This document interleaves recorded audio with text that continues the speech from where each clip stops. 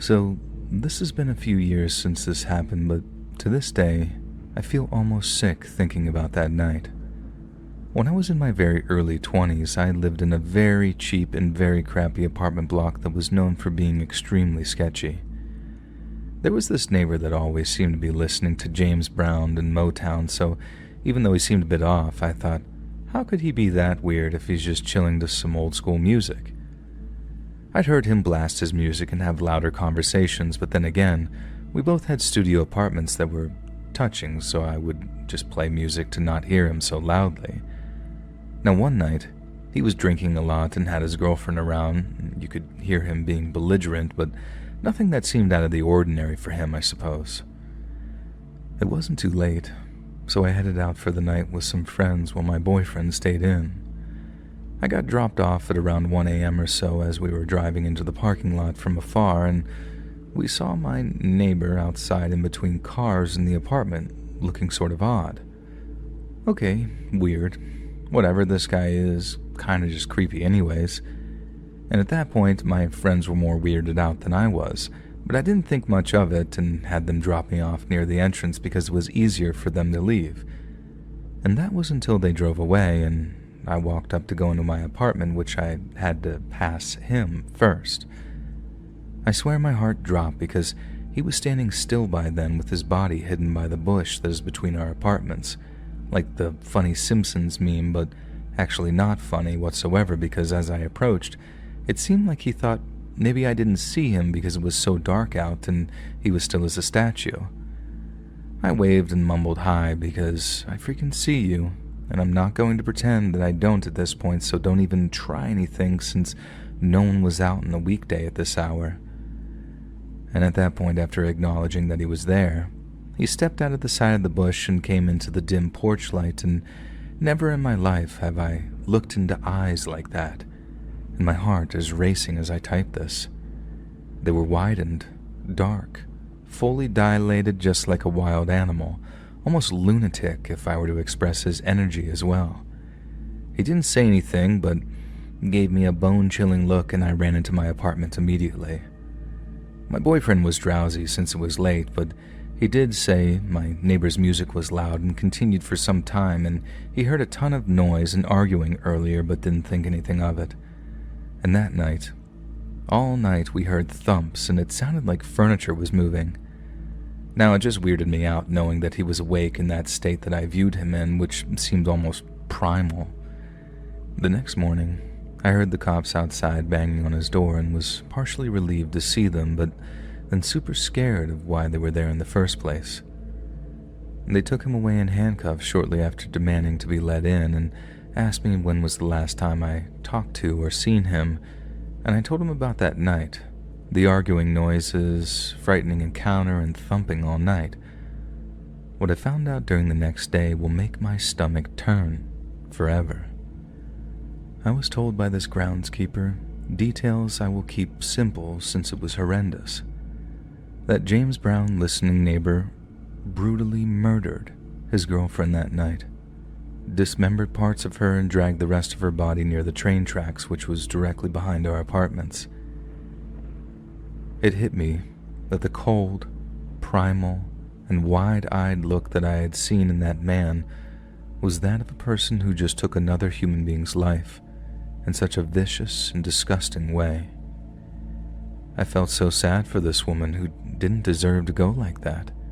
She was always quiet, sweet, and seemed a bit down on her luck, usually asking for cigarettes when I encountered her. And to this day my stomach still turns thinking about how close I was to death quite literally, and how he could have ambushed me out of insanity since he was just waiting in the darkness when I walked up. Basically, to all of you who follow their intuition and gut feeling, listen to it. If you have a bad feeling about someone, even if they seem harmless, stay a safe distance the hell away from them. I moved into a different apartment right after because it was just too much thinking about what had happened. That neighbor went to jail and I saw his booking photo. So damn scary to see him again. And I just hope that he's staying in jail where he belongs.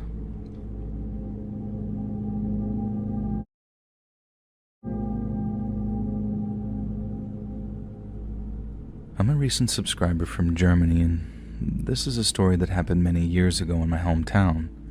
It's quite an old story, but it's something that you can most certainly verify via news stories because this was a very famous story in Germany at the time of its occurrence. And so a few houses down from me in the street where I grew up, there was this old guy who lived with his wife and dog in a big detached house. He was a bit of a shut-in, as you might say, and I never saw him talking to anyone, and the only reason you ever saw him leave his house was just to go walk his dog. We lived on the same street in peace for the longest time, and although he seemed very antisocial, everything appeared to be regular. Then one day, things started to go downhill. At some point, people started to notice how the car belonging to the man's wife was no longer in the driveway, and then later on, it was confirmed that she had divorced him and moved away. This was only discovered because the lady's former work colleague just so happened to have bumped into a neighbor, so it took 2 weeks for people to realize that she was gone for good. We were sad for him, but it is a fact of life that marriages do fall apart, and he seemed to be acting like his usual self, so no alarms were raised. One morning, sometime later, I left my house at the usual time to catch the school bus. Our street is relatively quiet, and normally there isn't much stuff going on, but on this particular morning, things were looking very different. There were a few neighbors on the street, and my parents said that there's something wrong with the old guy, which lived on the end of the street, but nothing specific was known at that time. Everyone seemed very worried because apparently he'd gotten into an argument with someone while walking his dog, and this neighbor was shocked that he was even talking to them, so when the man started screaming about something, people were shocked enough to come out of their houses to see what was going on. You can just imagine, this man has not talked to anyone for quite literally years, and then all of a sudden he decides to begin screaming in the street, and it made for quite a spectacle. I wanted to stay and see what was going on, but my mother and father insisted that I make my way to school and avoid being late. And so off I went, and for the whole day, I thought about it every so often. I wasn't obsessed, but I was curious to see if the man had been arrested or taken away, or if there'd been any further confrontations. I was actually quite excited to hear from my mother and father what had happened, but to think of that feeling now makes me feel a deep shame in myself, because what I arrived home to was not entertaining. As I returned and exited the bus at the bus stop, I saw that the whole street was completely blocked off and evacuated. Police cars and officers were everywhere, and even a SWAT team was there. I had no idea what was going on, so I rushed to the house, met with my parents, and they explained to me that the old guy tried to destroy the entire street in some kind of manic episode. He flooded his entire basement with gas and had an improvised bomb in his garden shed, which was essentially a big pile of propane gas tanks tied together. A timer clock and a toaster served as the fuse mechanism for both the bomb and the basement, and the whole thing was rigged to explode between 7 to 8 a.m. in the morning, with a smaller version of this explosive being placed in the recycling bin of the neighbors directly next to him. Before the old man triggered the bomb, he wrecked the entire interior of his house by smashing and breaking everything.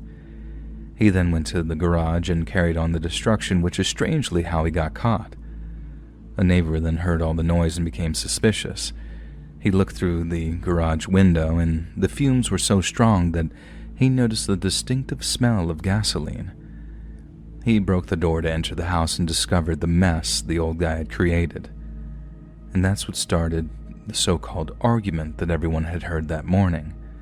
The neighbor immediately called the cops after the screaming had finished, and that's when everyone was waiting outside. But right at the same time my parents scolded me and told me to hurry along to school, our neighbor was trying his best to activate the explosive devices and blow us all to kingdom come, as they say. The bomb squad from the city police force later said it was a miracle that the device did not detonate.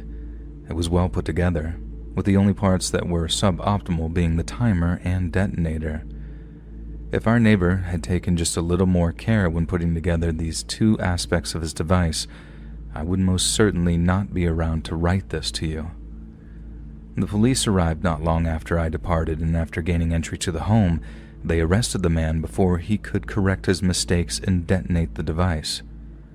And for a while, it looked like we were going to have to stay in a hotel overnight, but the bomb squad managed to remove the device around an hour after I arrived home from school, and we were able to re-enter our houses once the police truck had departed. I heard that after he was arrested, the man was deemed unfit to stand trial, and basically went straight from the courtroom to a psychiatric hospital, where he has remained ever since. From what I understand, he is very unlikely to ever be discharged, as his psychological condition has not improved and he still harbors a very deep hatred of the world around him.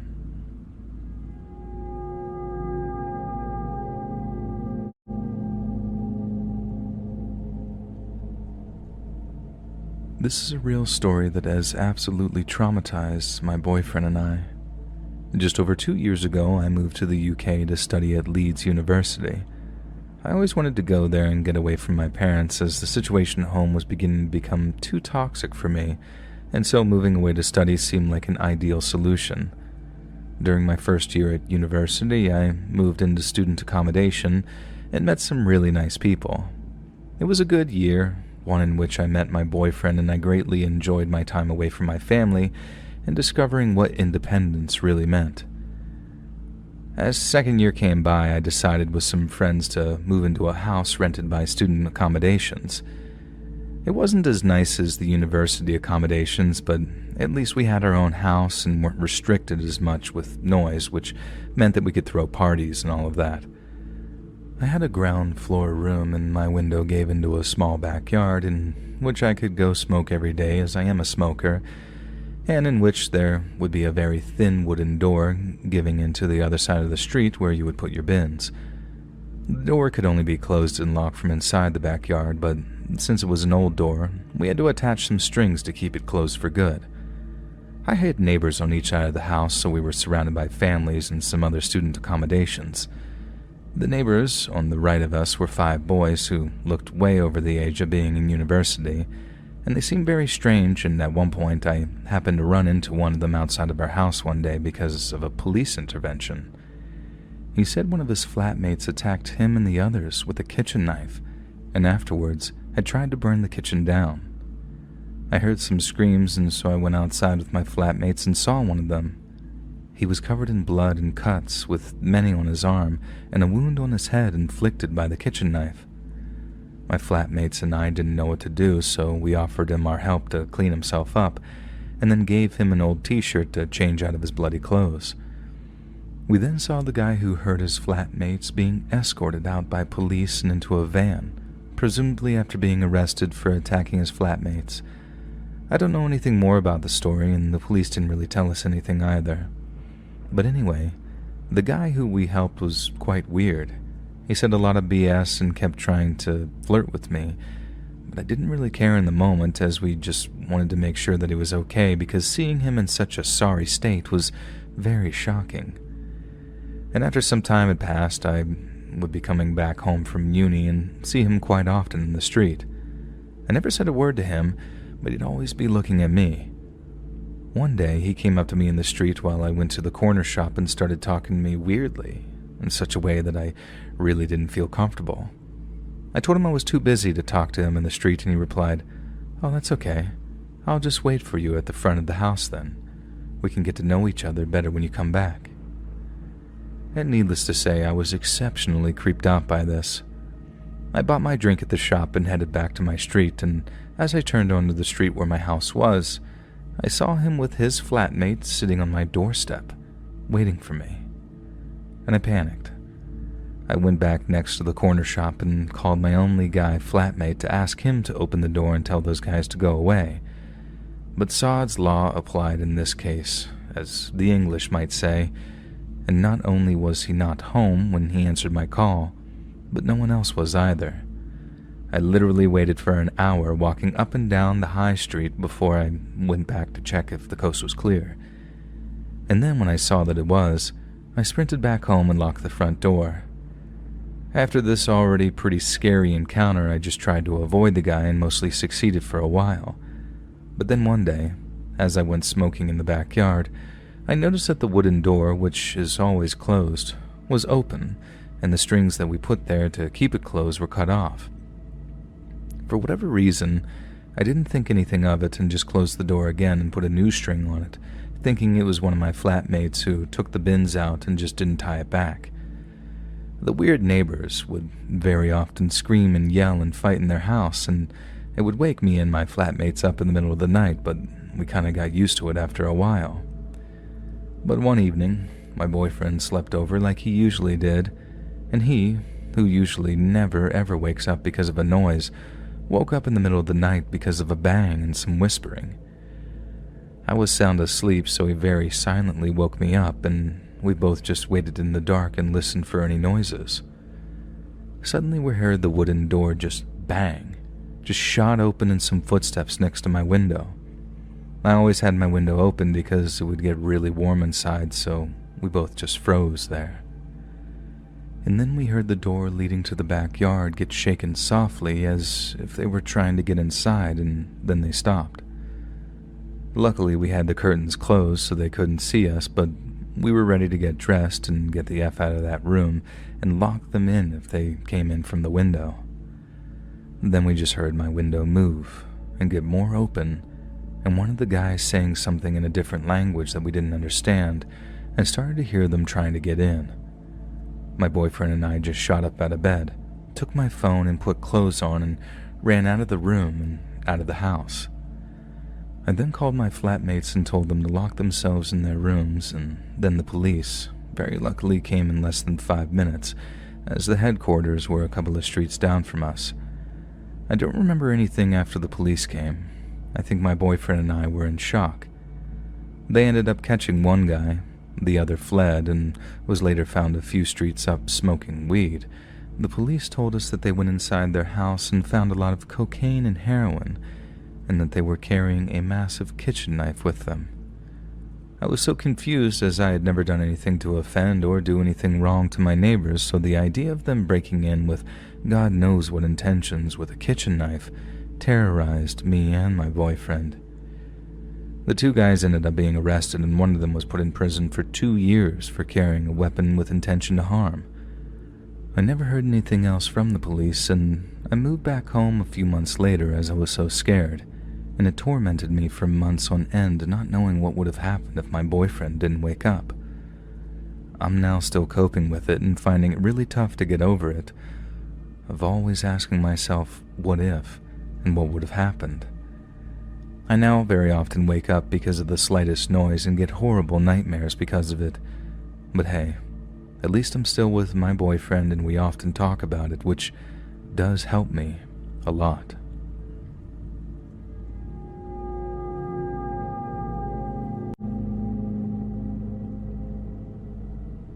This account pertains to my current upstairs neighbor. He disappears for weeks at a time, and then will suddenly hear what sounds like a slaughterhouse happening at 11 p.m. on a weeknight, announcing that he's now home. There's been a lot of things that have happened, but the top two that pretty much sum up everything you need to know about just how creepy this guy is this. One day I was bringing up groceries and he offered to help. I told him thank you and assumed that he would just take the bags to the second floor landing, place them outside the door, and then continue up to his apartment, like our other neighbor who has done this exact thing before. He follows me back out to my car and then stands about 4 inches behind me as I lean into the trunk of my car to get the last 2 bags. He takes all of the bags and then walks upstairs. As I finish saying the, "Oh, thank you, you really didn't have to do that," lines and unlock my door, he goes, "Oh, it's no problem. I know your old man leaves for work early and you're home alone." I barely open the door enough to walk into my apartment before I can turn around, and he's walked in. He opened up my fridge and puts the milk in, and he starts looking around our apartment and into our bedroom. And now, just for context of why I didn't flip out and start screaming, it was 8 in the morning and the 2 other people who live in our building were gone, so literally no one would have heard me. He's probably 6'2" and I'm 5'5" if I have on some thick shoes, and I say, "Okay, Thanks for the help. I'll see you around." And he continues to dig through the fridge and looking towards my bed. Then he turns and starts stepping towards me, and then he realizes that I have a very large butcher knife 4 inches away from my hand, and then he chooses to leave. I call my husband, who's at work an hour away, crying, and tell him what just happened. That night he goes to confront the guy, and he won't answer the door. And so my husband goes up the next day, and the guy breaks down crying and tells my husband he doesn't remember anything and he's so sorry and he was just trying to be very neighborly. And my husband just tells him, "My wife's a tough girl, and she can carry the groceries up herself." Sometime later, we woke up one night hearing someone yelling and screaming outside.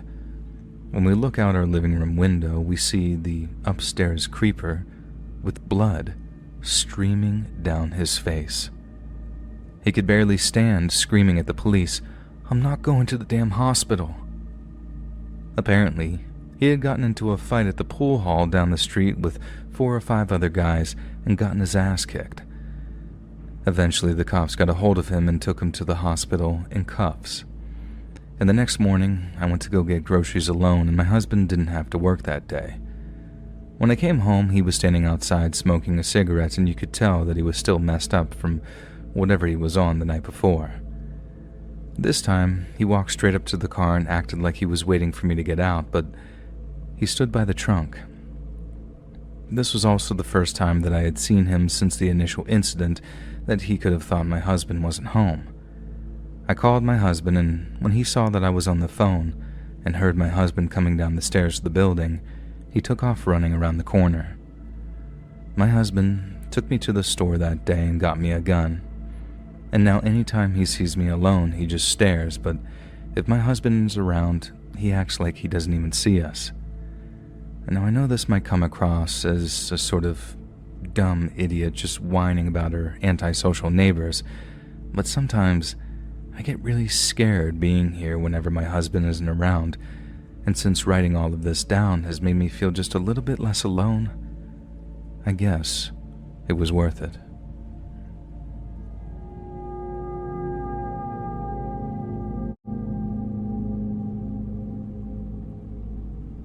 From the ages of around 6 to 11, my family and I lived in a very rough neighborhood. One night it was just my mom, myself, and my 2 siblings at home. My dad used to drive truck for a living, which obviously meant that he was away an awful lot, meaning a lot of the time it was just our mom taking care of us. That night at around midnight, someone started ringing our apartment's buzzer. My mom woke up and went to the little intercom to ask who it was, and no one answered. She thought that maybe it was some kids playing ding-dong ditch or something juvenile like that, so instead of being scared, she was just annoyed as she went back to bed. But then about 30 minutes later, someone starts buzzing for a second time. Mom gets up again and peers through the side window to see if she can spot anyone out there, but she can't see a single living soul, and that's when she started to freak out. She goes back to the room and grabs my dad's gun, and then sits in the living room in the dark just waiting for someone to try and break in. After God knows how long, there was another buzz. This time, Mom said she very calmly explained that if they carried on harassing us, she was going to call the cops, and if they tried to break in, she would shoot them. Again, there was no response, so she went back to the window to see if she could spot anyone, and that time, she did. She said that there were 3 guys out there, faces covered, all looking up at the window, all looking right at her. Mom said she rushed to call the cops, all the while me and my 2 siblings were asleep in our bedroom. No one tried to break in right away, but my mom had to wait for an hour for the cops to finally show up, and when they did, they buzzed our buzzer, causing her to freak out one more time, thinking that the masked men were outside again. Thankfully, it was the cops, and she invited them up to do a quick look and around the outside of the apartment building to make sure no one was hanging around. After their search, they tell my mom that they had found a piece of barbed wire about 4 feet long next to the front door, and asked if it belonged to my mom. She said that it wasn't hers and asked why. The cop then told her that there was a chance that it belonged to whoever was knocking at the door. Mom asked if they thought the people were planning on using it, and although they assured her that there was no way of knowing that, she's convinced to this day that they were planning on torturing us. However, what the cops did confirm is that she was very smart not to open the door to see who was there, otherwise it could have cost her life. They also said that they'd patrol the neighborhood until morning and do a thorough investigation once there was daylight. And later on that morning, once my siblings and I were at school, they called back to talk to her about something. They said that when they were searching around the house, they found footprints leading around to the back of the home, leading up to my bedroom window. You see, our apartment was on the second floor, so scarily accessible to anyone with a fairly long ladder. They also found nicks in the window sill where the person, or persons, were trying to pry open the window to break in, but failed. My mom always suspected that one of our neighbors had been involved, because he would always stare very creepily at my mom whenever they crossed paths. He also knew when my dad wasn't home since he knows what vehicle he drives. Mom said that was the final straw of wanting to get the hell out of that place, and as soon as my dad came home, she gave him a very strong ultimatum: find us someplace else to live, or she was leaving him and taking us kids with her. And so within 6 months we were living somewhere else, and I celebrated my 12th birthday someplace where she actually felt safe, and not in a neighborhood where she felt like she needed to sleep with one eye open.